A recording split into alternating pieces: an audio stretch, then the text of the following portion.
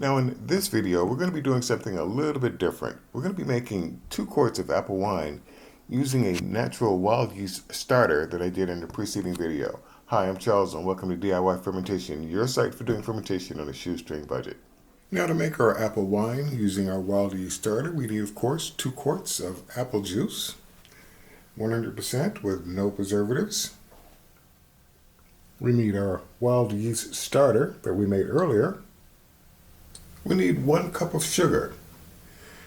We need the juice of a quarter of a lemon or 1 wedge.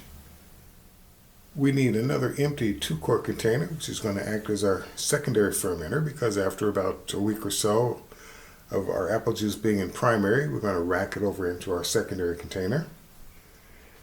It's going to be helpful to have an airlock. And just to determine how much alcohol we're actually going to produce, or our ABV level, we're going to need a hydrometer and tube. And that's what I'm going to be using to make this apple wine. Okay, now to get this wild yeast apple wine project going, first thing we need to do is that we need to open up our jug of wine. And we need to pour off about 1.5 cups in order to make room for this cup of sugar and probably just about 1/2 cup of wine yeast starter. Actually, let's make a little bit more room and we can make adjustments. So we're going to pour off about under 2 cups. Next thing we need to do is that we need to get our sugar in there. And let's move that out the way. Let's move this over. And let's go ahead and incorporate our sugar. It's 1 cup of sugar. And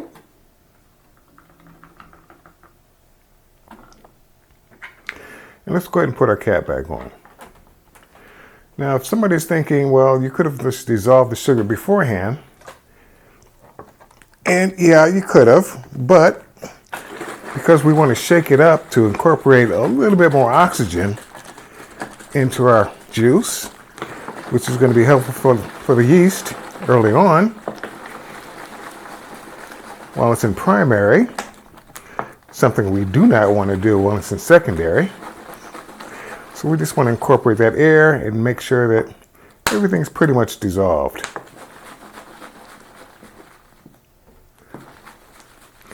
So a good 30 seconds or more to do it. Go ahead and open up our cap. Because the next thing we want to put in is going to be our lemon juice. And the reason why we're putting in lemon juice is that it acts as something called an acid blend.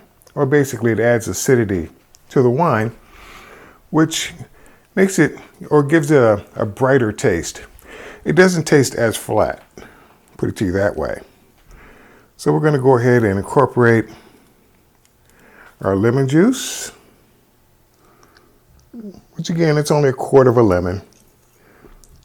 No need to be precise.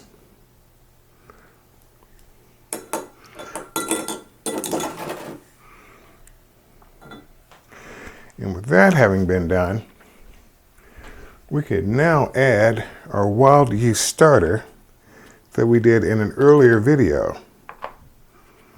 Still seeing a little foam across the top. So let's go ahead and add that. Now, I could probably do with less than what I'm adding here, which again was about less than 1/2 cup. But this being the first time I've tried this, I want to make sure I've got enough to make it work. Now, of course, you see we've got a fair amount of headspace that we probably want to try and loosen that up or remove a little bit of that to bring it closer to the top. Let's say about yay high to start with. Now, a couple of ways that we can proceed from here. We could, if this is all you've got, take your original cap, tighten it a little bit, then loosen it a little bit so that you can still get air coming out, or eventually CO2, which is what we're really trying to deal with. And it's tight enough where you don't have to worry about bugs crawling in there, messing up your wine. Now, another thing you can do, if you're planning on doing this more frequently, is that you can take a cap, drill a hole in it. And if you've got an airlock, which is one of these, you can then go ahead and insert your airlock in the hole and then seal it on both sides. And you now have an airlock. And I'm going to zoom this up a little bit so you can see what's going on. You now have made an airlock. Now, a step beyond that is that you can, instead of using a hole drill in your cap, you can use a bung, which is basically a piece of rubber, cork, or whatever. And you can go ahead and insert that. And that fits in rather nicely. You can then take your airlock, I'll take this out because I've already got one available. You can then take your airlock and put that in there. And you're now a step closer to becoming more professional in your winemaking endeavors. Now, in case anybody's wondering, I'm going to take this, I'm going to leave that in there. In case anybody's wondering, this is a number 6 bung. Okay, there's a link to that in the description section of this video. It's an Amazon link. And you can just check it out and see if that's something that you would be interested in. And so far, that is all we need to do to get the process started. But what we still need to do is that we now need to label what we've done, and we need to take a hydrometer reading to find out just basically how much alcohol or how much sugar we've started with. And at the end of the process, how much sugar is left, if anything, to help us determine what our alcohol or alcohol by volume level is going to be. So let me get a hydrometer. All right, now we've got our hydrometer. We can take our wine thief substitute. Everything's been sanitized using our sanitizer of choice currently, which is Star San. If you start with everything properly sanitized, you shouldn't have any problems making your wine. Basically, bacteria that can possibly turn your wine into something that is definitely undrinkable. Now, if you've not used a hydrometer before, the more sugar that's in your liquid, the higher this will float. Towards the end of the process, when most of the sugar has been consumed, this will slowly come down to the point where there's no sugar at all. And that's pretty much what a hydrometer does. There are a number of markers on it, which helps you determine various things, but in our particular case, we're looking at that scale, and it's telling us that we have a reading of 1.082. And that's our starting gravity. And later on in the process, once we've got our final gravity, there's a small formula that helps you determine how much alcohol you've actually produced. I mean, there's a guesstimate on the scale itself, which will help you determine how much alcohol it's capable of. But a lot of that depends on the wine yeast as well that you currently use. And since wild yeast is currently not a high volume ABV producer, I'm expecting something in the range of 8 to 10% alcohol by volume. Now, in terms of our airlock, we do need to add some liquid to it so that water levels are about equal. And later on, or very shortly, you'll start seeing bubbles working their way through the airlock on out. And basically that's CO2 that's being produced by your yeast as it consumes the sugar as it produces your alcohol. Now, as we did with the muscadine wine, we want to label our creation. We are making apple wine. And we started it on this date. And our starting gravity readings, wrap this around a little bit. starting gravity was 1.082. Now, of course, there's still several more months and several more steps that need to be done within the next 4 or 6 weeks. Of course, we're going to start racking this or transferring it from one container to another to get it off of that, what will be a fair amount of dead yeast floating, sitting on the bottom. We don't want to give the wine any off flavors, and we'll be doing that several times. There are steps that I'll have in my channel page under playlist under winemaking operations, which describes all of the steps that will follow after this one. But if you've got the patience for it, 12 months from now, you will have a very tasty apple wine. Now, about 24 hours later, if you take a real close look at the airlock, you can see that CO2 is being pushed out. That means fermentation is occurring. If we take a closer look, we can actually see the yeast producing all that CO2 in the container. Okay, it's now been 12 months, and it's now time to give our wild yeast apple wine a tasting. A couple of things. One, ABV came in at 11.29%, and it's been pasteurized. Apart from that, wine is clear. I mean, it's not 100%. I'd say closer to 94-ish% clear. But we're going to get right to this one.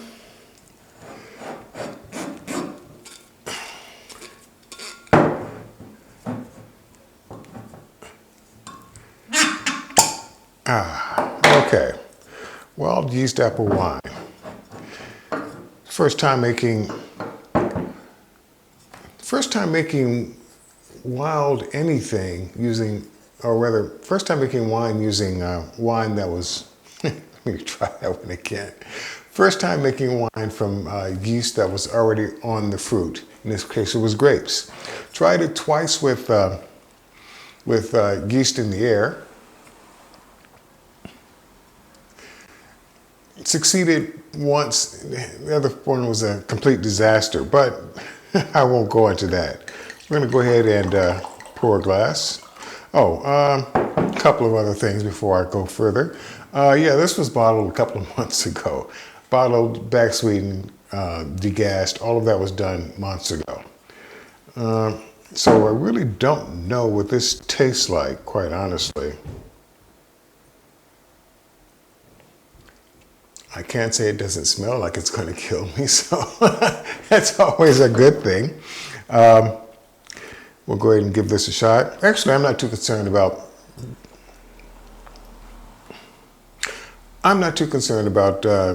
any wine that I'm making is going to be harmful. If I'm not seeing any green mold or any mold floating on top, generally the wine is going to be safe, because as long as you follow standard sanitization procedures, you really shouldn't have any real issues. But I've got a video on that coming up later on. Now then, I digress. Let's get right down to it. 11% to 11.29%. Yeah, you do get the alcohol. More so than the apples, but let's see how it tastes.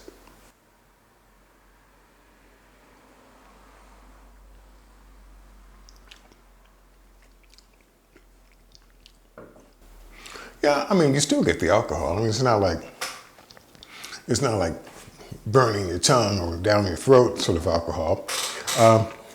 This one was on me in that I could have back sweetened it just a tad bit more, but that's my own personal preference, which is why I generally, again, if you've seen this channel, you know that all of my wines I will let go dry, and then you can back sweeten it to whatever sweetness level you prefer, as opposed to something that, you know, I decide I like.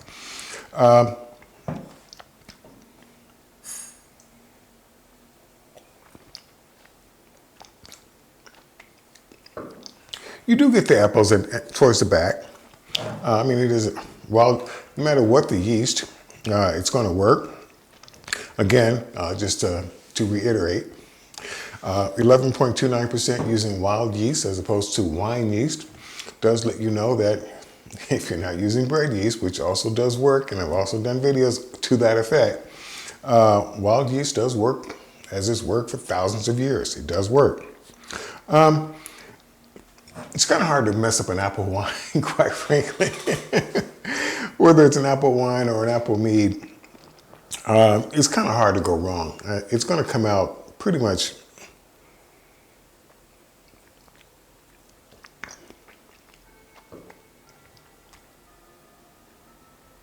Yeah, it's going to come out okay. Give it enough time, let it clear.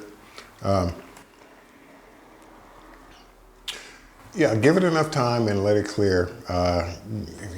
Preferably don't try and drink it after like a week or so. Give it, several months to go ahead and mature a bit. And then it'll be fine. The only thing that I don't have time to do, and I really ought to, is give the wine enough time to breathe before doing the taste testing, because that will tend to mellow out the wine. A little bit of oxidation at that point will tend to help mellow out the wine in the glass. But that being said,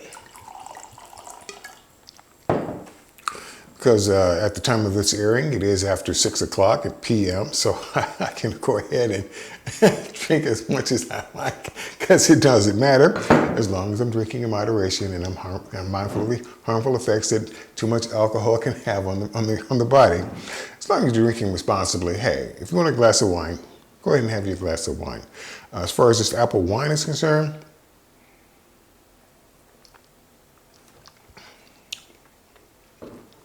yeah, I mean, I prefer an apple mead. Once I learned how to start making meads over an apple wine. Apple wines were my go-to wines from the get-go. Apple meads are now my preferred apple fruit of choice in many cases, because it's pretty easy to make. But there you go, 12 months in. My take on the apple wine using wild yeast at the 11.29%. It's okay. It's not bad. I mean, it's definitely drinkable. It's definitely enjoyable. I intend to drink this. I intend to enjoy it after this video. But there you go. If you've got nothing but wild yeast available to you, whether it's on grapes or whatever fruit it is that you're currently using, you can make a decent bottle of wine from that. I mean, like I said, they've been doing it for thousands of years, okay? That's the way it was done. So again, if you like what you see here, please click on the subscribe and notify buttons. Better yet, become a member. Better yet, become a Patreon. And I will see you in the next video.